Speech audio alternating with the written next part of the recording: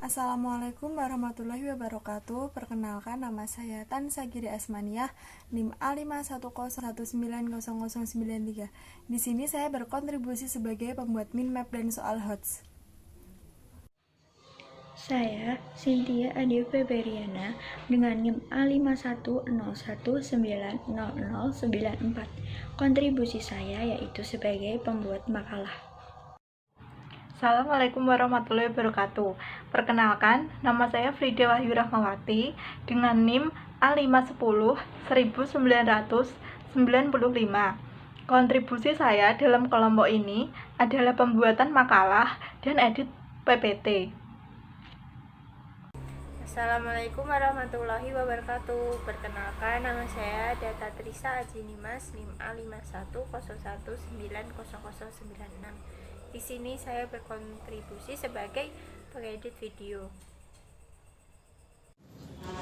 Assalamualaikum warahmatullahi wabarakatuh. Perkenalkan, nama saya Afi Aulia Ma'rifah, NIM A510190099 dari kelompok 3. Kontribusi saya dalam kelompok ini yaitu membuat PPT. Terima kasih. Wassalamualaikum warahmatullahi wabarakatuh. Di sini saya akan menjelaskan mengenai tentang lingkungan alam.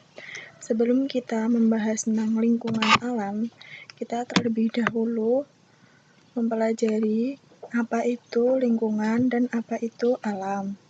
Yang pertama, lingkungan adalah kombinasi antara kondisi fisik yang mencakup keadaan sumber daya alam. Lingkungan merupakan tempat manusia, hewan, dan tumbuhan tinggal dan berkembang biak. Lingkungan sangat penting menjaga keseimbangan ekosistem agar tetap berjalan dengan baik. Lingkungan memberikan pengaruh atau dampak terhadap berbagai aspek kehidupan makhluk hidup.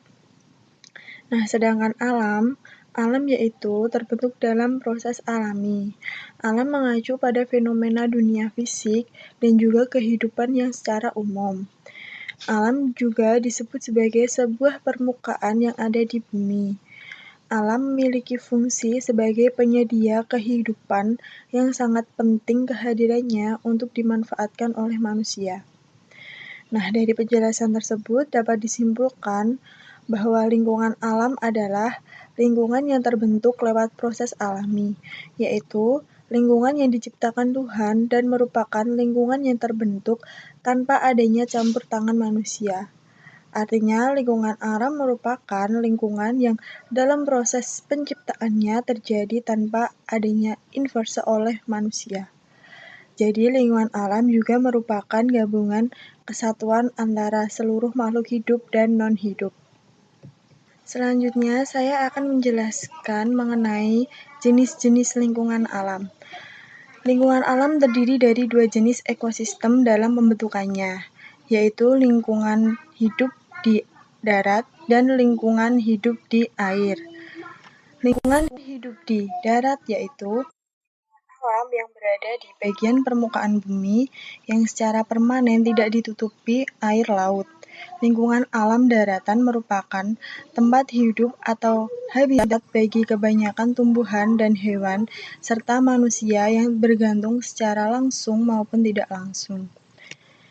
Sedangkan lingkungan alam perairan atau lingkungan alam laut adalah lingkungan alam di permukaan bumi yang dipenuhi sekumpulan air pada suatu wilayah tertentu, baik yang bersifat secara dinamis bergerak atau mengalir.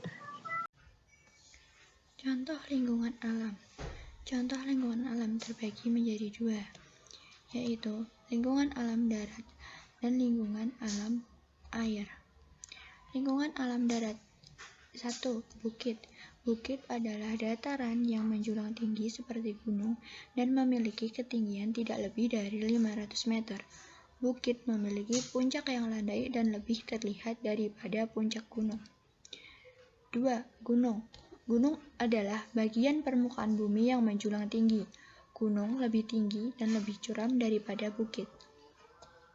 Yang ketiga, lembah. Ialah dataran landai yang berada di bawah gunung atau biasa disebut kaki gunung.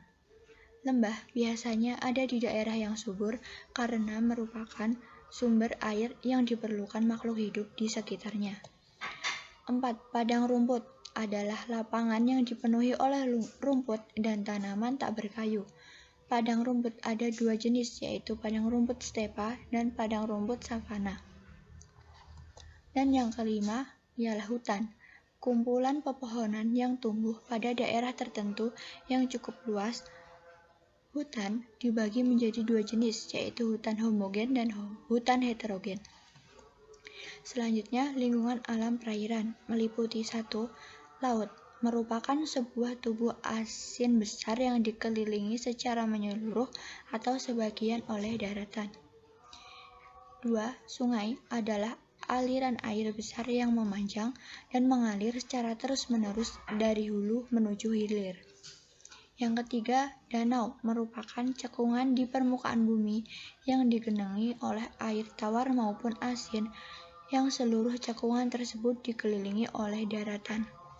Dan yang keempat adalah rawa-rawa, yaitu lahan genangan air secara ilmiah yang terjadi terus-menerus atau musiman akibat drainase terhambat serta mempunyai ciri-ciri khusus secara fisika, kimiawi, maupun biologis. Sumber daya alam. Pengertian sumber daya alam merupakan bahan atas zat seperti mineral, hutan, tanah, dan air yang bermanfaat untuk kelangsungan hidup. Sumber daya alam menurut para ahli. Yang pertama, sumber daya alam menurut Surinegara mendefinisikan sumber daya alam sebagai unsur-unsur lingkungan alam yang mencakup fisik maupun hayati dan dibutuhkan manusia untuk memenuhi kebutuhan serta meningkatkan kesejahteraan hidup. Yang kedua, sumber daya alam menurut G.A. Katili, yaitu seluruh unsur tata lingkungan biofisik yang nyata atau memiliki potensi untuk memenuhi kebutuhan manusia. Yang ketiga, sumber daya alam menurut Walter Isard, yaitu keadaan lingkungan dan bahan-bahan mentah yang dimanfaatkan manusia demi memenuhi kebutuhan hidup dan meningkatkan kesejahteraan. Dan yang terakhir, sumber daya alam menurut Valentin Jackson Chapman, yaitu hasil penilaian manusia terhadap unsur-unsur lingkungan yang dibutuhkannya. Jenis-jenis sumber daya alam. Sumber daya alam dibedakan berdasarkan sumbernya, yaitu terbagi menjadi sumber daya alam hayati atau biotik yang terdiri dari benda hidup, dan sumber daya alam non-hayati atau abiotik yang terdiri dari benda mati. Setelah itu, sumber daya alam juga dibedakan berdasarkan sifatnya, yaitu sumber daya alam yang dapat diperbaharui dan sumber daya alam yang tidak dapat diperbaharui. Sumber daya alam yang dapat diperbaharui adalah sumber daya alam yang tidak akan pernah habis. Kemudian, sumber daya alam yang tidak dapat diperbaharui adalah sumber daya alam yang dapat habis jika digunakan terus-menerus. Setelah itu, sumber daya alam juga dibedakan berdasarkan kegunaannya, terbagi menjadi sumber daya alam penghasil energi dan sumber daya alam penghasil bahan baku. Sumber daya alam penghasil energi adalah seluruh kekayaan alam yang dapat menghasilkan energi untuk memenuhi kebutuhan hidup manusia. Kemudian, sumber daya alam penghasil bahan baku adalah seluruh kekayaan alam yang dapat digunakan untuk menghasilkan produk atau barang yang mempunyai nilai jual. Kemudian, sumber daya alam juga dibedakan berdasarkan pembentukannya, terbagi menjadi sumber daya alam materi yang merupakan sumber daya alam yang berupa materi benda mati dan dapat diperoleh secara langsung dari alam maupun dari proses penambangan dan pengolahan. Nah, kemudian sumber daya alam energi adalah sumber daya alam yang menghasilkan energi dan dapat dimanfaatkan untuk menunjang kebutuhan hidup. Contohnya adalah minyak bumi, gas bumi, batu bara, dan lain-lain. Setelah itu, ada sumber daya alam ruang. Sumber daya alam ruang merupakan sumber daya alam yang keberadaannya berdasarkan waktu dan musim. Contohnya adalah air yang sulit ditemukan saat kemarau dan sumber air berlimpah saat musim hujan. Sumber daya alam juga dibedakan berdasarkan daya pakai dan nilai ekonomi. Terdiri dari sumber daya alam ekonomis, yaitu sumber daya alam yang memiliki nilai ekonomi dan nilai jual seperti minyak bumi. Lalu sumber daya alam non-ekonomis yang tidak memiliki nilai ekonomi karena diperoleh langsung dari alam, contohnya adalah udara dan sinar matahari.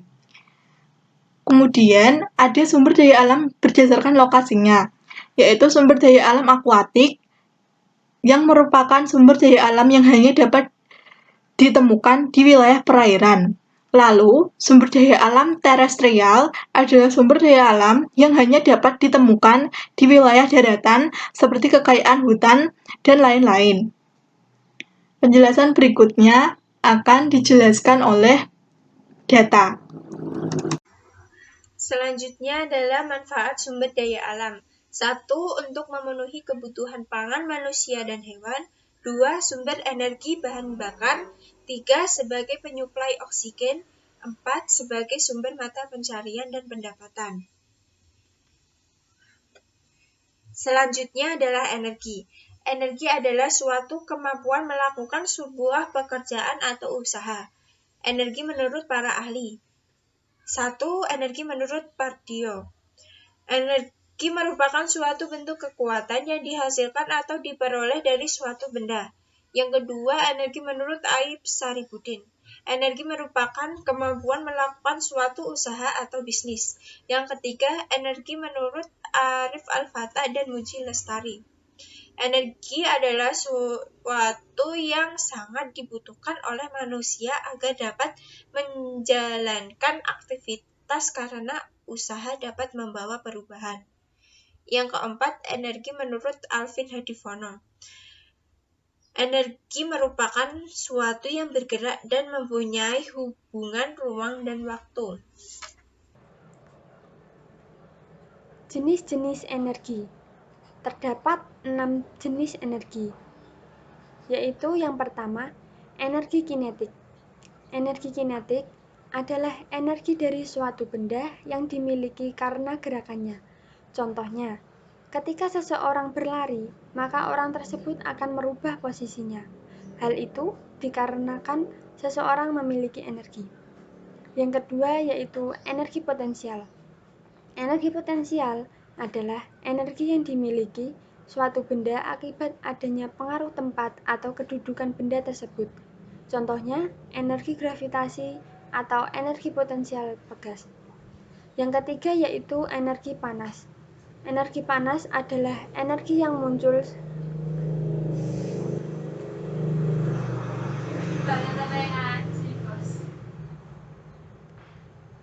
Yang ketiga yaitu energi panas. Energi panas adalah energi yang muncul saat terjadinya perubahan suhu benda dan menjalar dari bagian panas ke bagian dingin. Energi ini dapat dideteksi dengan indera peraba dan termometer. Yang keempat yaitu energi kimia. Energi kimia adalah energi yang tersimpan secara kimiawi. Misalnya, makanan yang dikonsumsi menghasilkan energi kimia yang bermanfaat bagi tubuh. Yang kelima yaitu energi nuklir. Energi nuklir adalah energi yang tersimpan dalam atom. Energi ini keluar ketika terjadinya proses reaksi nuklir dan juga diperoleh dari hasil reaksi inti atom. Yang terakhir yaitu energi listrik. Energi listrik adalah energi yang disebabkan oleh benda yang bermuatan listrik. Muatan listrik yang diam menyebabkan energi potensial listrik, sedangkan muatan listrik yang bergerak menyebabkan arus listrik atau energi magnet. Selanjutnya, keuntungan dan manfaat energi. Yang pertama yaitu untuk kehidupan di rumah. Ya, kita sering menggunakan energi listrik, seperti kipas angin, setrika, mesin cuci, kulkas, dan lainnya. Selain itu, kita dapat menggunakan energi panas seperti kompor untuk memasak. Yang kedua yaitu untuk transportasi. Saat kita akan berpergian keluar dari rumah, tentunya kita menggunakan energi yaitu seperti sepeda motor, mobil, bus, kereta, atau sebagainya. Untuk biasa bergerak, transformasi. Yang kedua yaitu untuk transportasi. Saat kita akan keluar rumah, tentunya kita menggunakan energi yang dihasilkan dari sepeda motor, mobil, bus, kereta, atau yang lainnya. Untuk bisa bergerak, transportasi memerlukan energi dari bahan bakar. Yang ketiga yaitu untuk berkomunikasi dan hiburan. Untuk berkomunikasi kita menggunakan ponsel untuk mengobrol via chat. Selanjutnya untuk hiburan yaitu kita bisa menggunakan energi listrik untuk menghidupkan televisi atau komputer. Dampak energi terhadap lingkungan. Yang pertama, energi surya. Energi surya terdapat beberapa bahan beracun dan bahan kimia, dan juga dapat merusak ekosistem gurun. Namun, energi surya tidak mengakibatkan pencemaran udara dan pencemaran air. Yang kedua, penggunaan minyak bumi, yaitu penggunaan minyak bumi dapat mencemari udara dan lingkungan dengan karbon dioksida yang dihasilkannya. Sekian dan terima kasih. Wassalamualaikum warahmatullahi wabarakatuh.